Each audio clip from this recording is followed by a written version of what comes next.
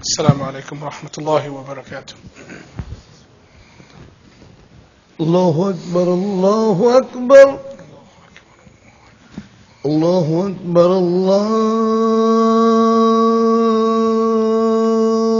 الله أكبر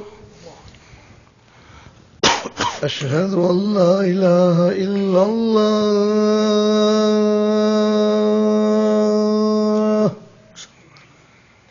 أشهد أن لا إله إلا الله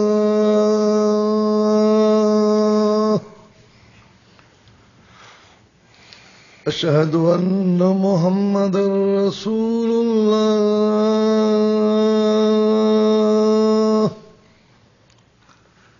أشهد أن محمدا رسول الله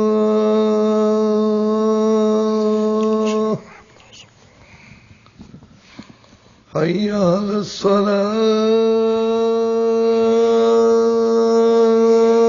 الصلاة حي على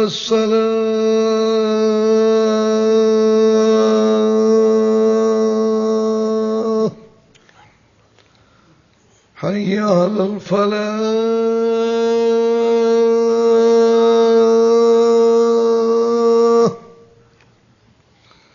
حي على الفلاح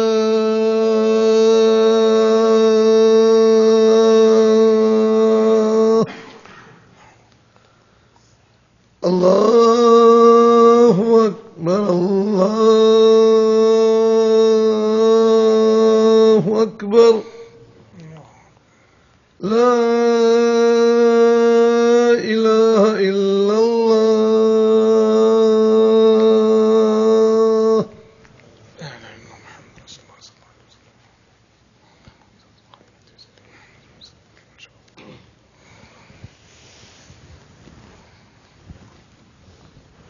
الحمد لله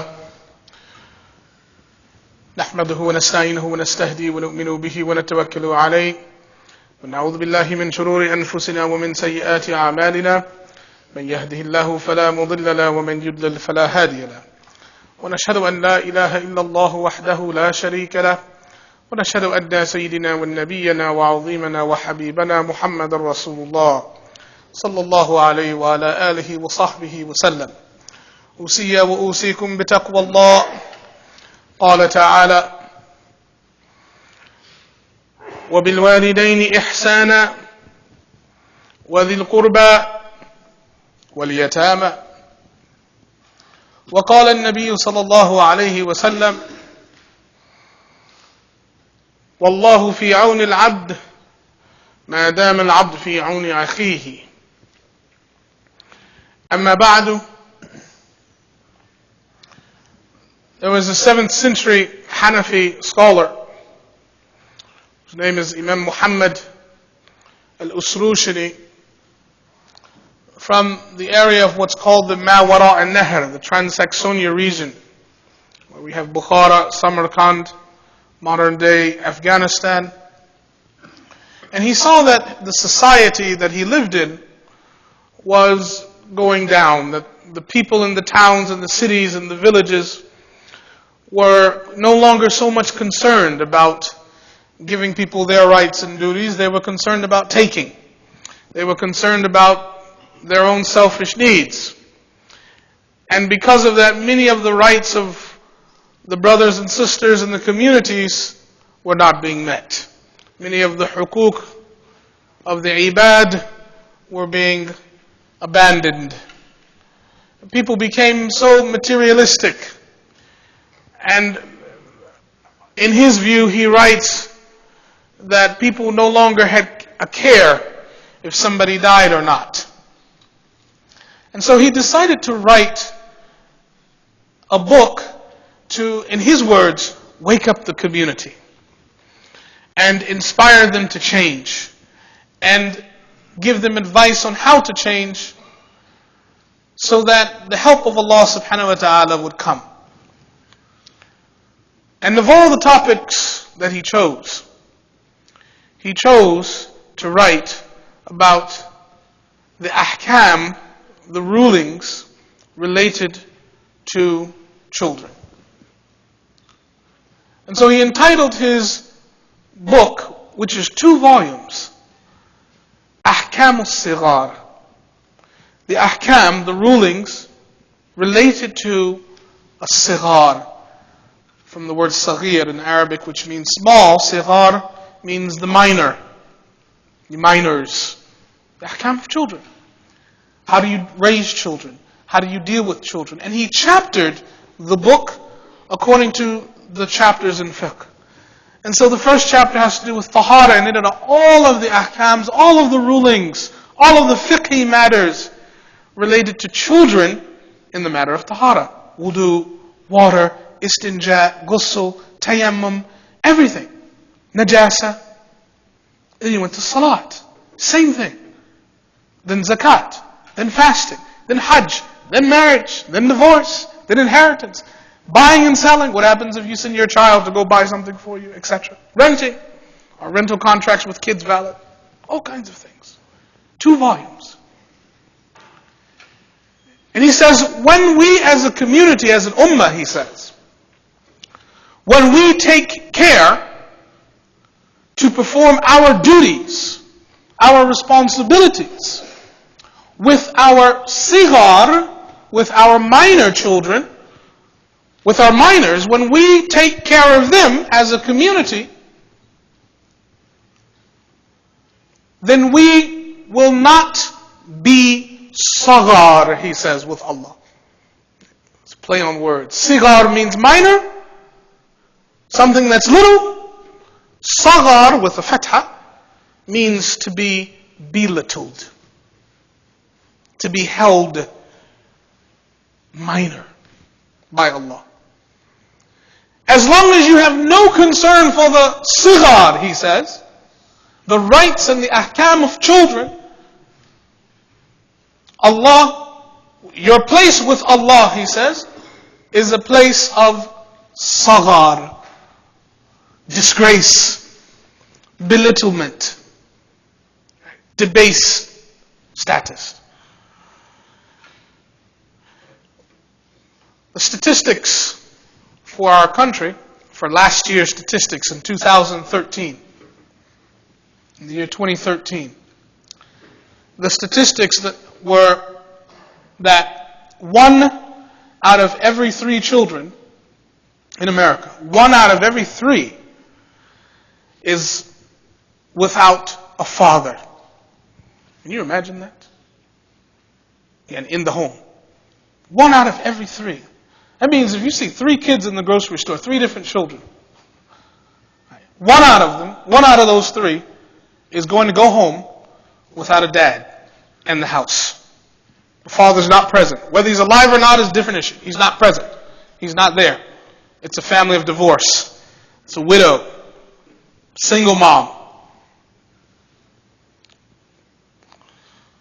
And unless we start to take care of these things, this situation, and we speak out against it, then these kids grow up affected. And it has a negative impact on our society. I had mentioned this earlier, and I call this an orphan-demic. You know how you have an epidemic or a pandemic of a disease that's rampant right now that we're dealing with Ebola, which is an epidemic now. An epidemic is a crisis that's contained to a particular region.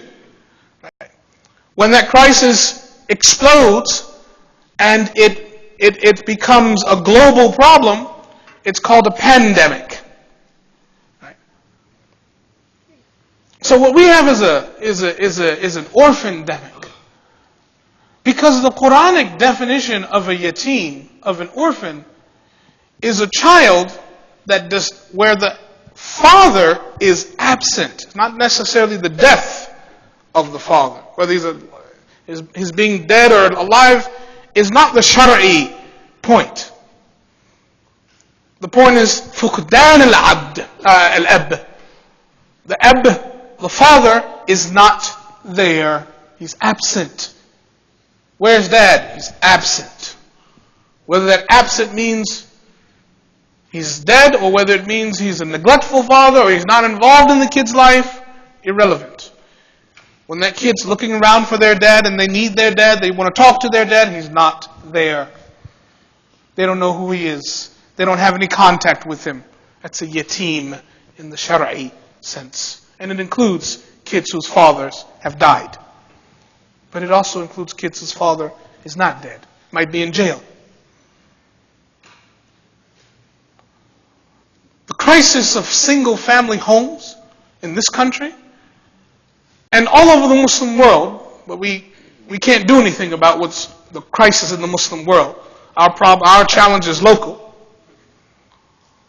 The crisis of single-family homes, and it is rampant in the Muslim community as well, locally, is a crisis that we have to deal with, whether we like it or not. From a Sharia, from a Quranic lens, yatim is the term that Allah brings out. And He instructs us that we all have a duty to honor and to give shelter and to give ihsan, virtue, to the yatim. And the level of that virtue as an obligation is the same level as that of the parents and the relatives. وَبِالْوَالِدَيْنِ إِحْسَانًا. You have a duty to be virtuous and to display sublime care to your walidain, your parents. وَذِي الْقُرْبَى, and those that are relatives of you, the extension of your parents. وَالْيَتَامَى, and to orphans as well. In fiqh, in the chapters in Islamic law, if you want to find what is the fiqh for foster cares and caring for children, you're not going to find it in the chapter of marriage. You would think you might find it in the chapter related to family. It's not there. On the contrary, it's in the chapter on contracts. Kitab al-Buyu', buying and selling. It's very puzzling. When you look at the chapter of contracts, and there's a lot there. There's how a contract is valid, how it's invalid, and you've got different types of contracts. You turn the pages, and you've got different topics, and you come up, and you discover Bab al-Ijara, the chapter on renting. How to rent. There's the fiqh of that. There's this, what are you renting? You're renting perhaps a service. You want to hire somebody temporarily to repair something. It's a rental contract. You're paying for a service temporarily. Fee for hire, right? Temporarily. And under the rental section, you have the chapter or the section on caring for abandoned children. La hawla wa la quwwata illa billah. What is the section on caring for the abandoned child doing in the section on rental contracts in the Sharia, in the Kitab al-Buyu'? First comes the fiqh of renting, dealing with service for hire. And after that, Bab al-Laqit, the chapter on what happens when you find a child. What happens if you know in your community that there's a child that does not have a parent or parents? No one knows who their mom and dad is. Baby just left by the dumpster. It can happen to anybody. I used to do this full-time for a profession. I used to be a social worker. They'd call me and I'd have to show up to the hospital. Some lady, she's given birth to a child and she's left. We have to take that child. What happens if you go to park your car for Jummah and you hear a crying sound and you look by the bushes, there's a child wrapped up in blankets? What's that fiqh doing in the chapter on rental contracts? The chapter on contracts in general. It's because we have a social duty, a social contract to take care of that child. And what we are doing when we decide to bring that child up care for that child, provide a home for that child, foster that child, is that we become hired by society and from Allah subhanahu wa ta'ala. We are doing a service for a fee. But our fee is in Jannah. But there is a social benefit as well, and there's a contract in the society that it is our job, our responsibility, not to leave kids abandoned out here. And abandonment means in the Shari'i sense that they do not have a father. They don't have a mother. That's not in the discussion in the fiqh books, subhanAllah. It's important, but it's not a crisis in fiqh terms. What's the crisis? It's the absence of the father. Because as men, as Muslim men, and fathers, and brothers, and uncles, and grandfathers, we are charged to keep the society balanced and to maintain that social contract. And so we find in the chapters in fiqh that it's a fard kifaya, it's a communal obligation to ensure that kids that don't have fathers, that don't have families, that are neglected, that are left out there, that are abandoned, it's a communal obligation for somebody to pick that child up. For somebody to bring that child in. In the Shari'i, in the fiqh books, there is no CPS, there is no child protective services. It's a communal responsibility. You don't need the government, for example, to tell you that it's the right thing to do to take care of a child. You don't need policy to explain that. You don't need a congressman or a legislator to tell you that the right thing to do is to care for that child. You don't need that. That's a fard kifaya. Allah tells you that's the reality, so it's the reality.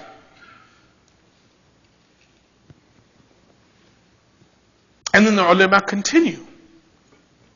And they say, and this is a profound statement, really. It is maktub, it is written and inscribed in our fiqh books. It's there. Quote, in translation, if you find a child, or if a child is found, and that child is found in a balad that is non-Muslim, وَأَهْلُ الْبَلَدِ غَيْرُ الْمُسْلِمِينَ, what do you do with that child? Right? You don't know the people of that balad are non-Muslim.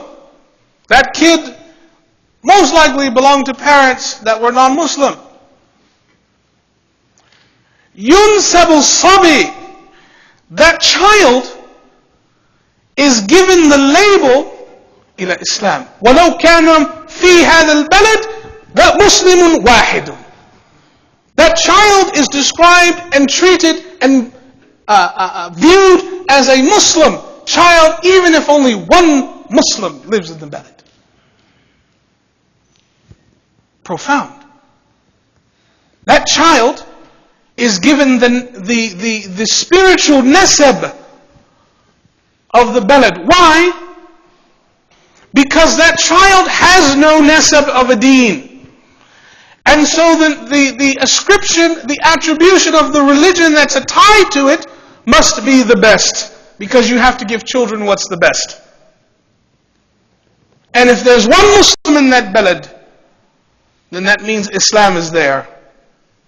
Even in the most minor sense. وَالْإِسْلَامُ يَعْلُو وَلَا يُعْلَى عَلَيْهِ. And Islam always, in all matters, should reign dominant and supreme. And that means that a significant majority of kids that are in foster care, who've been given up by parents, and the authorities don't know who their parents are, don't know where their parents are. A significant number of those kids have the hukum of being Muslim. And they will be placed with non-Muslim homes, foster homes. Ibn Khaldun, one of the most profound thinkers and scholars of the 10th century in medieval Islam, in this medieval Islamic history. He wrote a book, his magnum opus called Al-Muqaddimah, the Muqaddimah of Ibn Khaldun. It's translated into English and in most languages. You should have this book. Every Muslim should make an investment and buy the Muqaddimah and read it. Profound text. It's an analysis of Muslim civilization. In the last chapter of his Muqaddimah, chapter 6, he has several chapters there on sciences, Islamic sciences, etc., and a description of those sciences, and the importance of education, and how what is significant in Muslim society. He says the contribution of Muslims to the world is that they built their societies on fiqh principles, right? Shari'i principles. That's what Muslims gave to the world, because it's a society built on justice and ta'awun, helping each other. And then after that he has a chapter heading that's called The Harm of Violence, Shiddah, violence to children. This is 10th century. 10th century. The harm of violence to children. He goes on in this section. He has 3 paragraphs. He says, when a child, and he uses the term sigar, when the minor experiences violence at the hands of the father or at the hands of the muallim, the teacher. Right?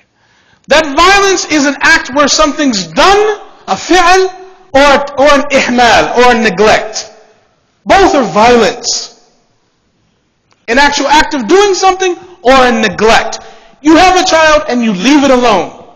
That's violence. You think nothing's being done, but that's violence, he says. He goes on, Ibn Khaldun. He says, when violence is done to a sigar, to a minor, he says that child feels oppression, dhulm. He said when that child feels oppression, dhulm, they feel madhloom, they begin a new character of lying, he says. Lying. You want to know why your sons and daughters lie so much? Some violence has occurred to them. Then he says, and because they lie, they develop a sifa, a characteristic of not being sincere. It teaches them a lack of sincerity. They don't learn ikhlas. Because you can't lie and have ikhlas and learn ikhlas. It doesn't work. Ikhlas is all about sidq, truthfulness. Then he goes on. He says when they become insincere and they start lying, he said they learn the sifa, the characteristic, the habit of deceit and trickery. They learn how to trick. They learn deceit. And he says if this continues, he says they lose, and I'll quote him in Arabic here, fuqida, what's absent and lost is al-ma'ani al-insaniyah. They're human, what it means to be human, subhanAllah, because of violence. You want to know why we have animals for adults? Because these kids have experienced tremendous levels of violence. That's why they grow up to be men who aren't men, but who are just beasts and love to hurt, love to abuse, love to fight, love to look at the NFL. Look at the NFL.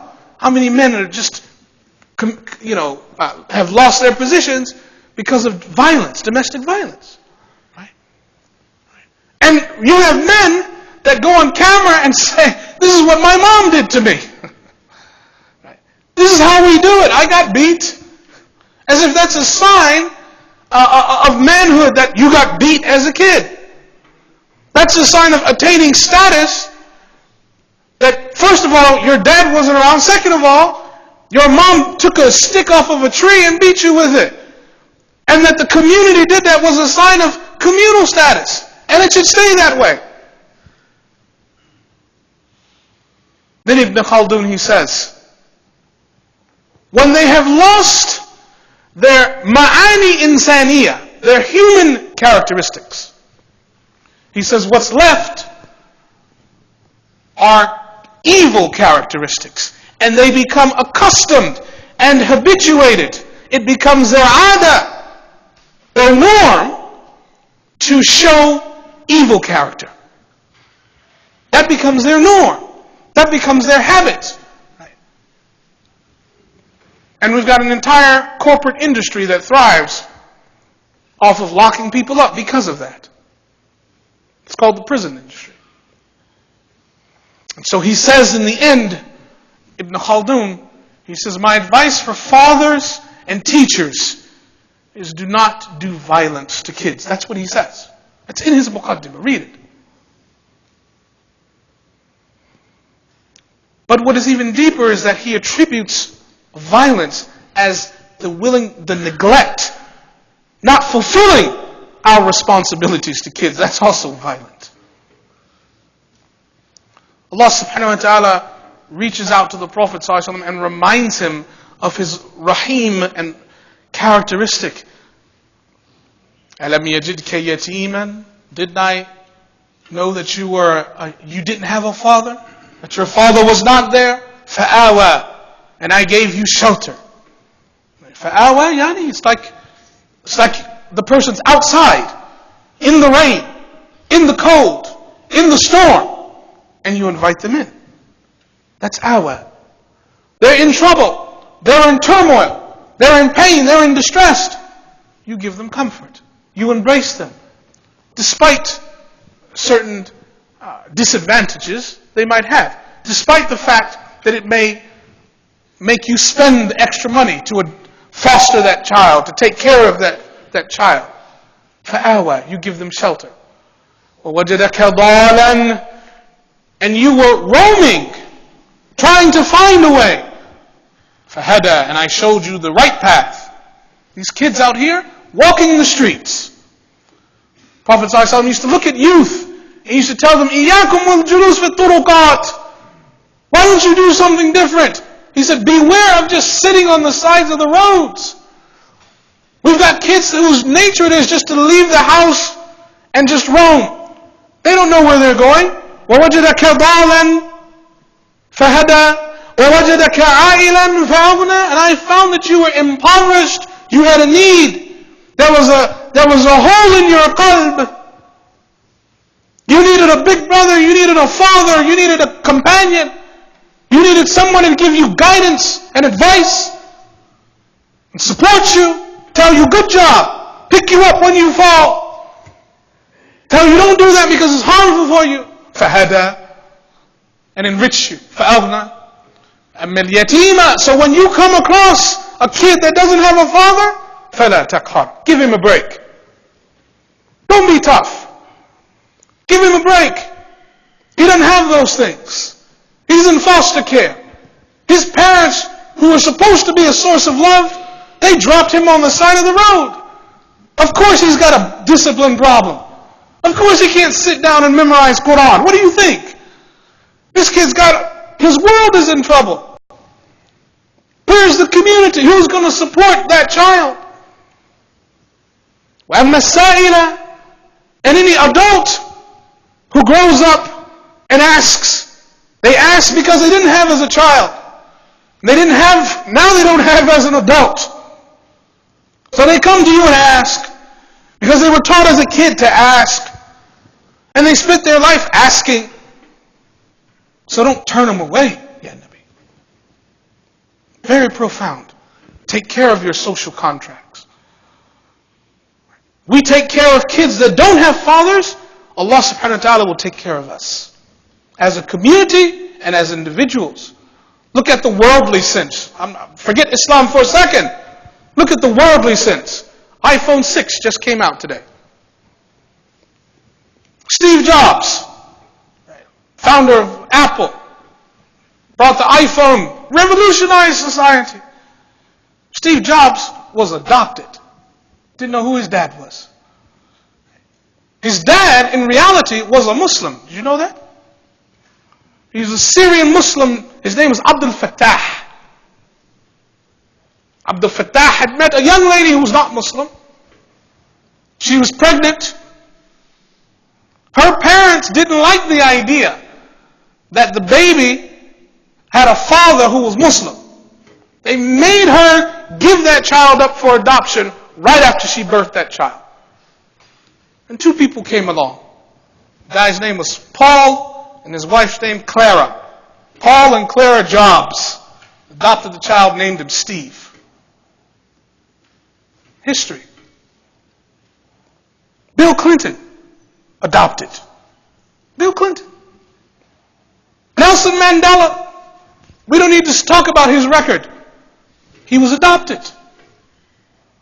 Somebody saw that kid, said, I'm going to take care of that kid. Look at the world now. Look at South Africa now. Jesse Jackson, adopted. The guy who was the owner of Wendy's, Dave Thomas, Wendy's Corporation, he was adopted.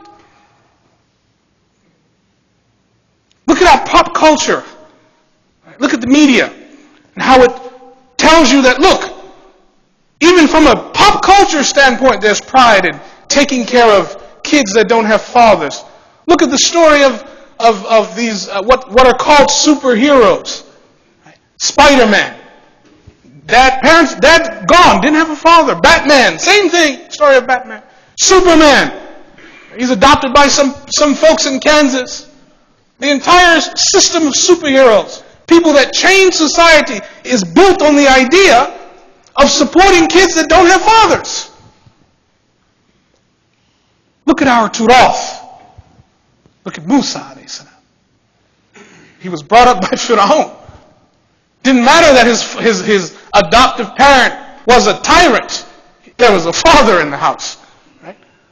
Look at Yusuf, brought up in the palace with the Aziz alayhi salam.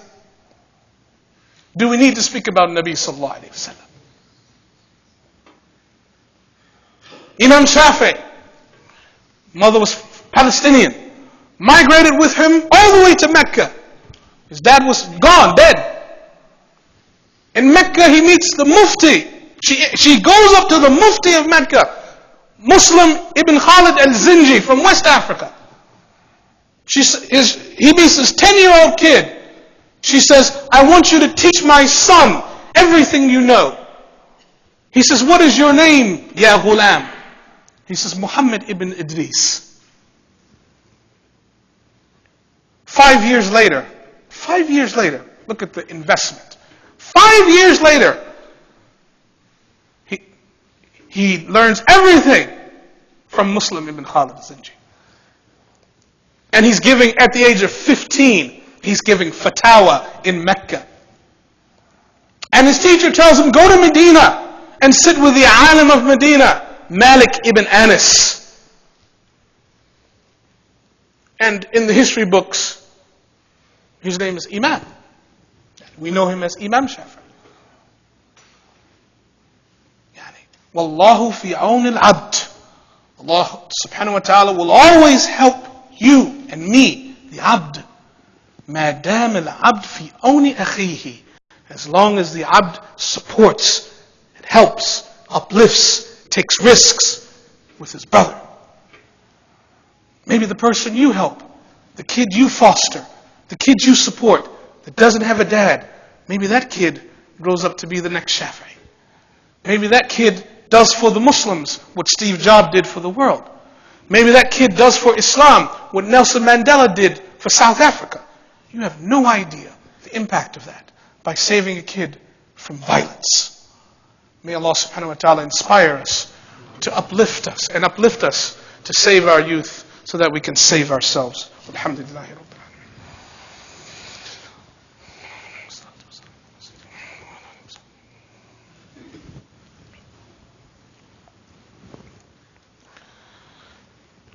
الحمد لله رب العالمين والصلاة والسلام على سيدنا محمد وعلى آله وصحبه أجمعين. أوصي وأوصيكم بتقوى الله. قال تعالى: إن الله وملائكته يصلون على النبي يا أيها الذين آمنوا صلوا عليه وسلموا تسليما.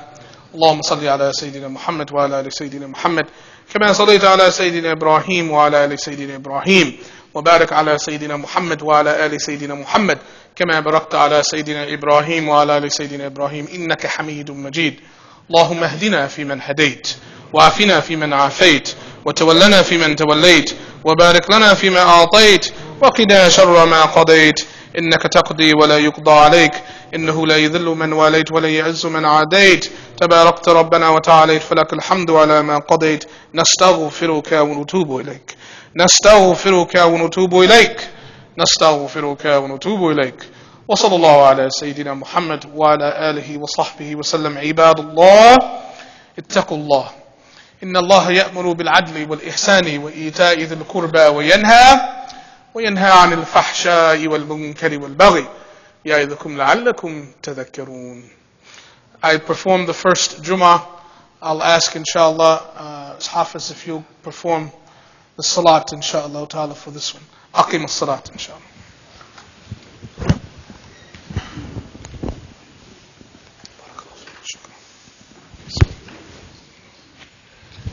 استووا واعتدلوا سووا صفوفكم يرحمكم الله. الله أكبر الله أكبر الله أكبر الله أكبر. أشهد أن لا إله إلا الله أشهد أن لا إله إلا الله أشهد أن محمد رسول الله أشهد أن محمد رسول الله. حي على الصلاة حي على الصلاة حي على الفلاح حي على الفلاح. قد قامت الصلاة قد قامت الصلاة. الله أكبر الله أكبر. لا إله إلا الله. استووا واعتدلوا سووا صفوفكم يرحمكم الله. الله أكبر.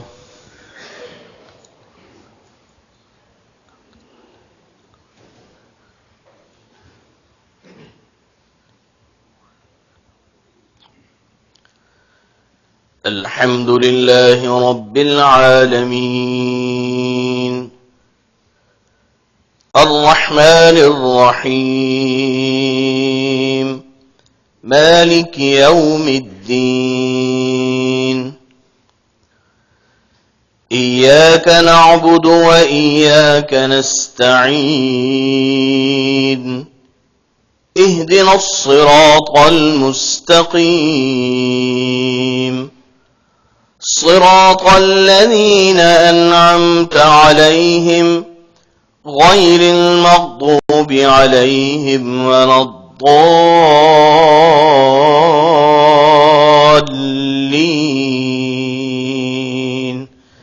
آمين.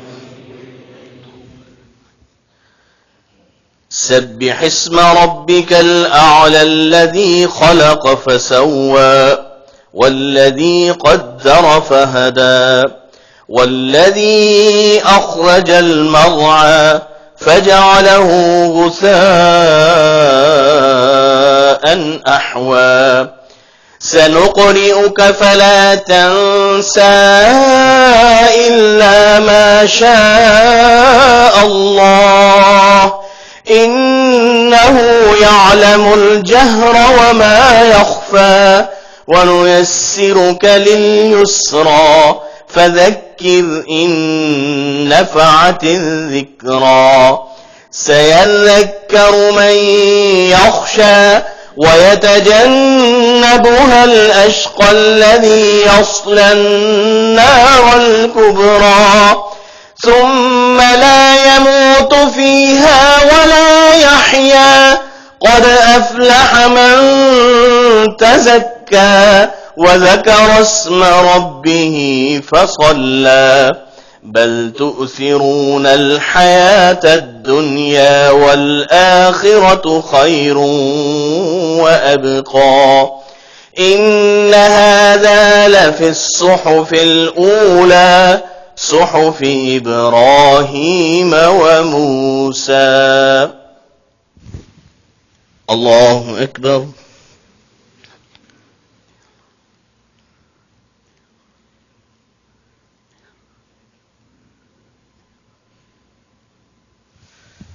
سمع الله لمن حمده.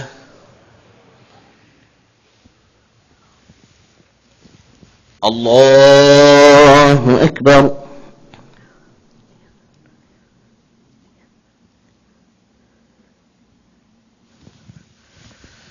الله أكبر. الله أكبر.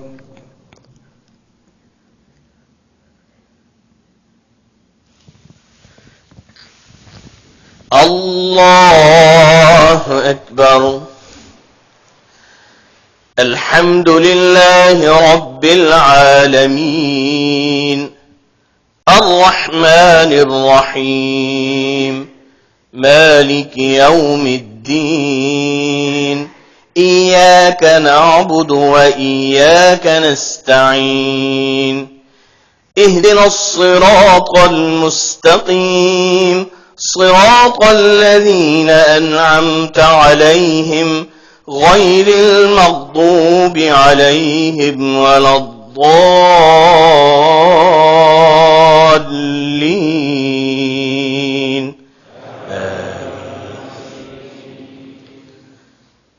أفلا ينظرون إلى الإبل كيف خلقت وإلى السماء كيف رفعت وإلى الجبال كيف نصبت وإلى الأرض كيف سطحت فذكر إنما أنت مذكر لست عليهم بمسيطر إلا من تولى وكفر فيعذبه الله العذاب الأكبر إن إلينا إيابهم ثم إن علينا حسابهم. الله أكبر.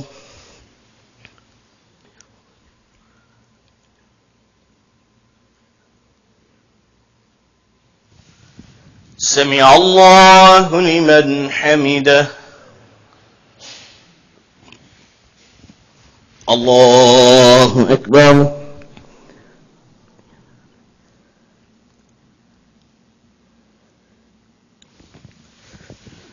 الله أكبر.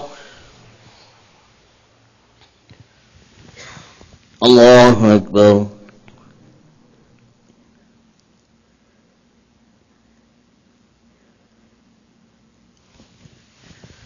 الله أكبر.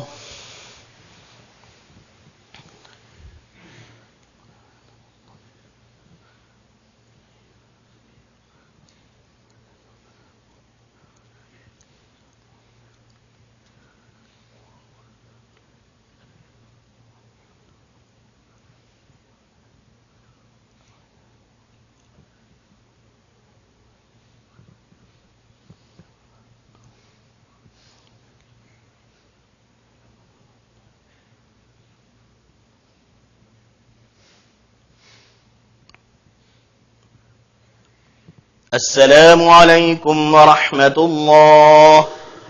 السلام عليكم ورحمة الله. استغفر الله.